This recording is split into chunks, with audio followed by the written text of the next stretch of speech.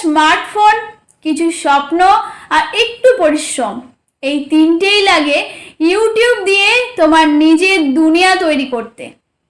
আগে সফল হতে গেলে লাগতো বড় মঞ্চ, বড় পরিচয়।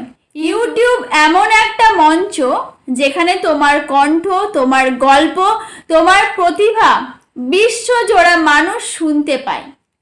তুমি যদি গাইতে জানো, পড়াতে পারো, রান্না জানো বা শুধু অনুপ্রেরণা দিতে চাও, সব কিছুই সম্ভব ইউটিউব দিয়েই।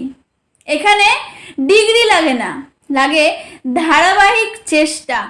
মনে রেখো, আজ তুমি যে ভিডিও বানাচ্ছ সেই ভিডিওই তোমার পরিচয় বদলে দিতে পারে। ইউটিউব শুধু একটা প্ল্যাটফর্ম নয়, এটা একটা শক্তি, যে শক্তি পারে তোমার কণ্ঠকে সারা পৃথিবীর কাছে ছড়িয়ে দিতে।